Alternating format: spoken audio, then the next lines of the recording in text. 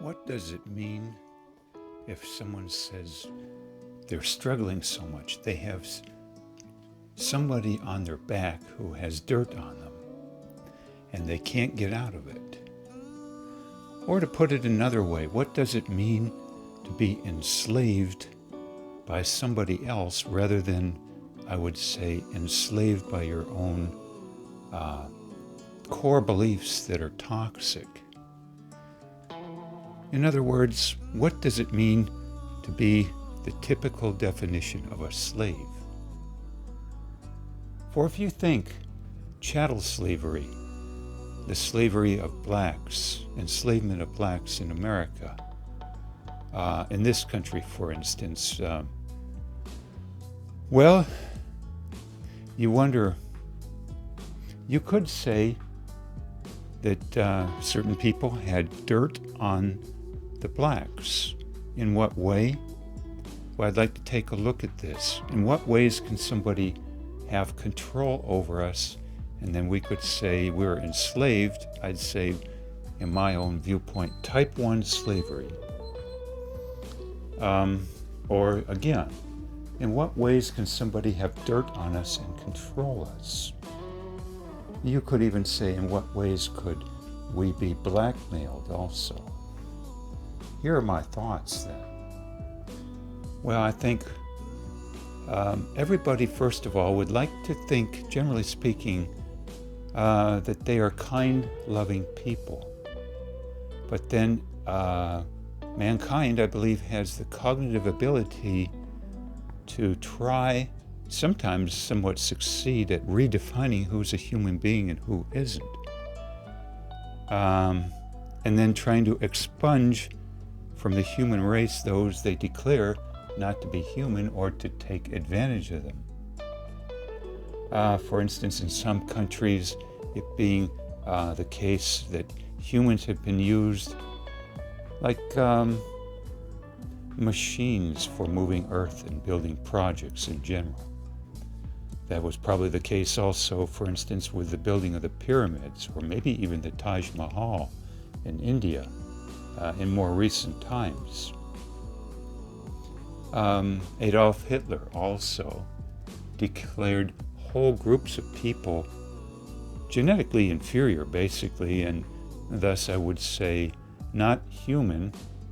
He'd say, well, they're subpar or inferior grade. Well, I believe he's basically redefining them as not human beings. You could even say Neanderthals compared to modern man, he might be saying at a minimum, or have said. So thus opening the doors for certain people to be treated a certain way, either because he did not find them desirable to be around or thought they were an impediment to his society in general, or he just wanted to dump on them, so to speak, in a very vicious way. Probably all of the three.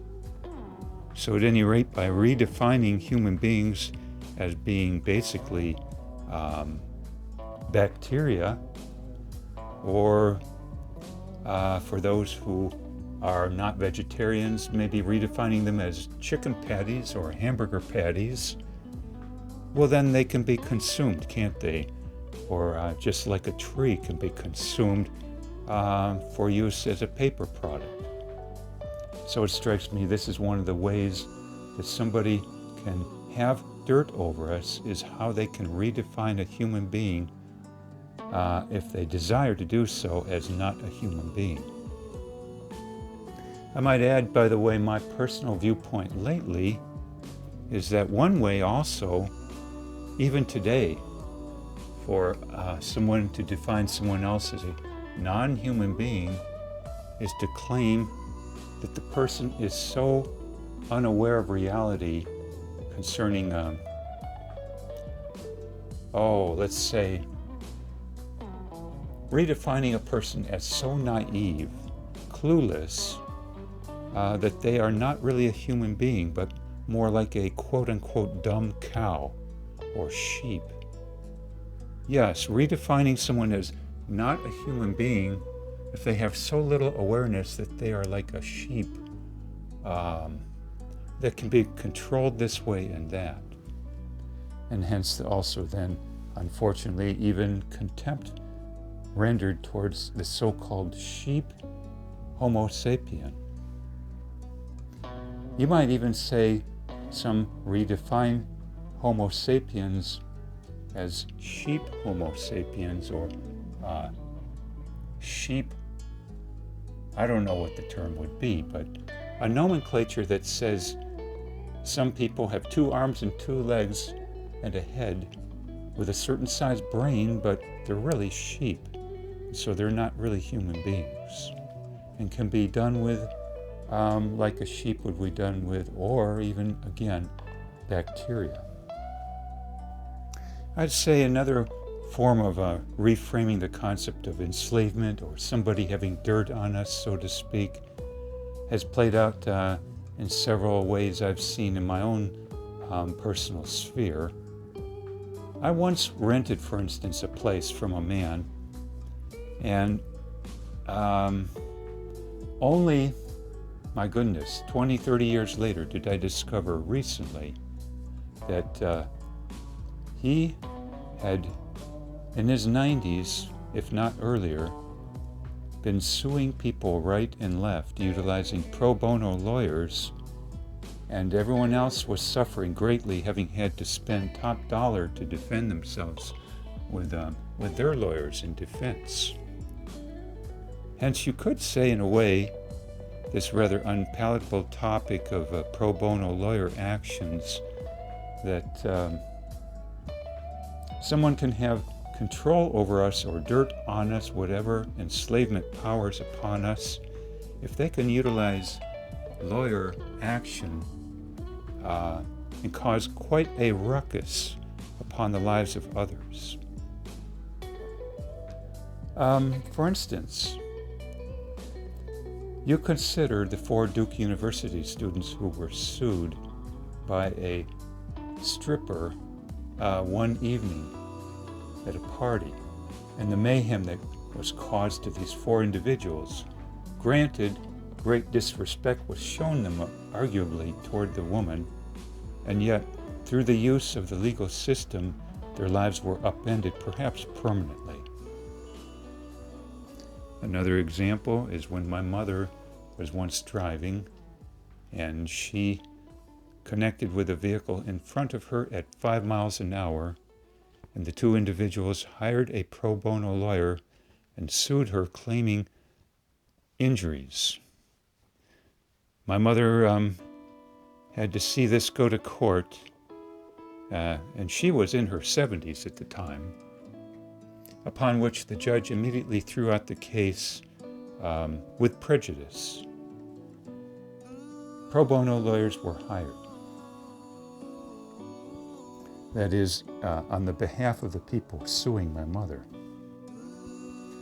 I think another way that somebody can supposedly have dirt on us or control us is if they have the means to declare certain individuals of their disliking to have a disease, a communicable disease that is then called a danger to society, and that should thus be expunged or dealt with by quarantine, shall we say. In other words, I had known someone 15 years ago who used to protest a certain race of people, saying that they had a disease. Very curious problem here. It's a rather, in some eyes, very disgusting problem, although I'm very careful with the words I use. One lawyer I saw on a video put it this way concerning libel and slander, that you can be libeled and slandered if someone says you have leprosy, so to speak, or some other condition, and you don't. And then actions are taken accordingly, unfortunately, towards those declared to have leprosy. Well, I think there are other forms of this so-called leprosy accusation that go on all the time, period, so to speak. I think the term then, in the overall sense, is that certain individuals are said to have some form of so-called leprosy, you might say, and then declared, secondly, dangers to society that need to be dealt with accordingly. Of course, interestingly, that not only fulfills a desire for one person, but sometimes a whole group, and then called scapegoating. Now, this list is not, completely total, and I'm not a lawyer, so I can't go into the nuances of the law field, but I do know that we all have the capacity to look and see and observe and form general impressions and more. So these are the ideas I give you now at age 62. One last comment then I would say here concerning enslavement by some people toward others. You might say dirt they can have on you, power they can have on you. Some would call this perhaps also oppression. Although I'm very careful with my words once again because I'm quite aware that everything is a chain of cause and effect in the universe.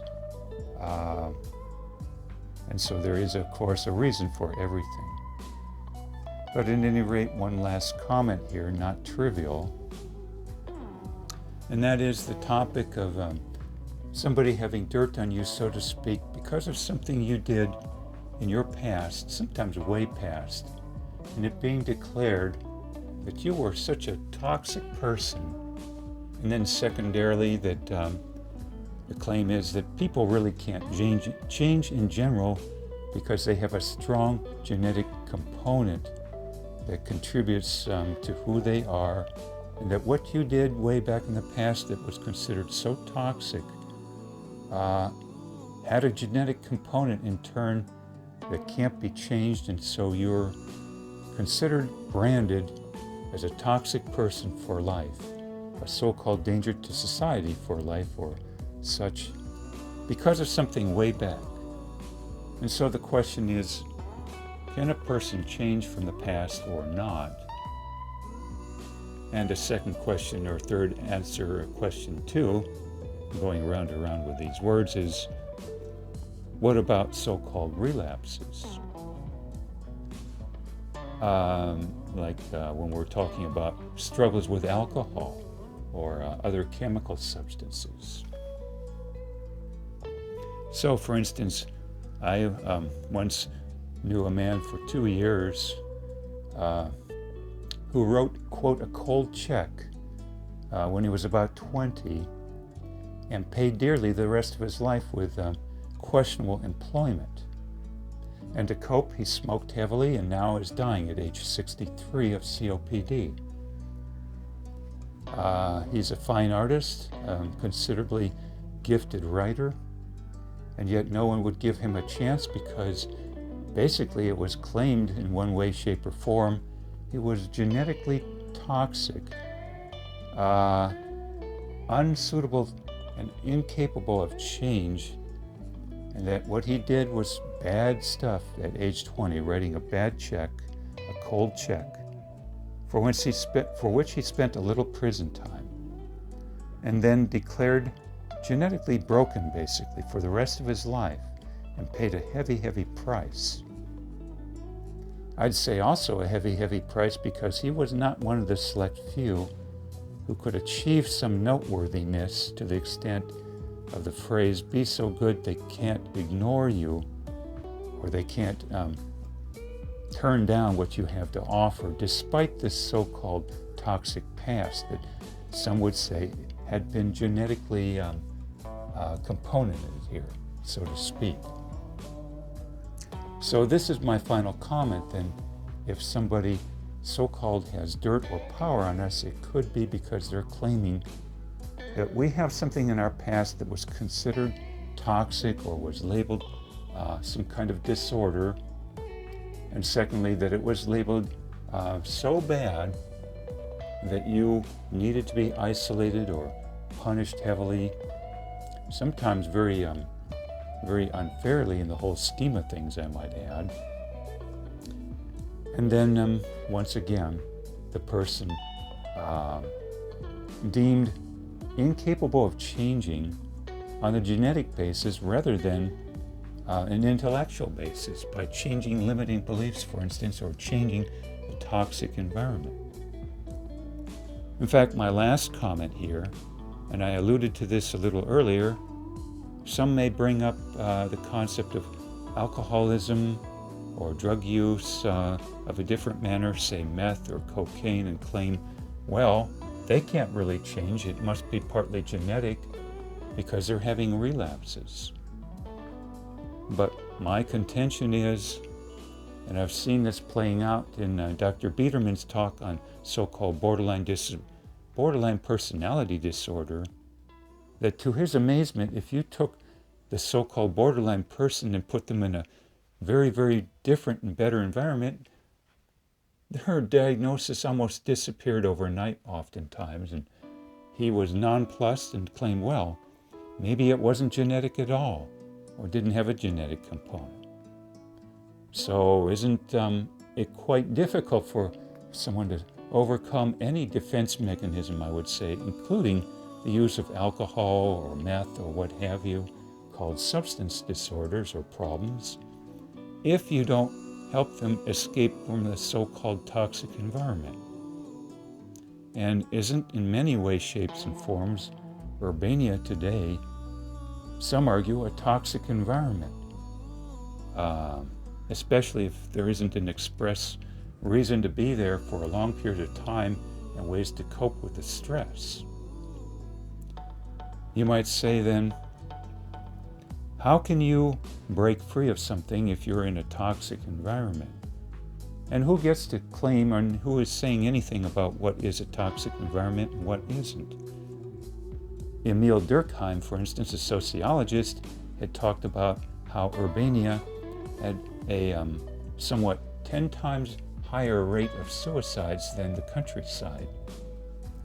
Industrialization, in other words, may have made so-called relapses a matter of course, because one goes back to the ways of coping one found most useful, depending on your personality, for instance, and morals in particular. So my comments then here on what we call dirt, what we call control over us. This is a fascinating topic, and I've given much thought about it. And while I have not yet had the time to look at a book, I do have this one book. Its title, I believe, is Coercive Control. Others have talked to the word oppression. To me, I prefer not to use terminology that implies choice, but rather something just run quite amok, like cancer. You might say thus, a society that has so many problems this way could be a society that has all forms of so-called social cancer. These again, my thoughts.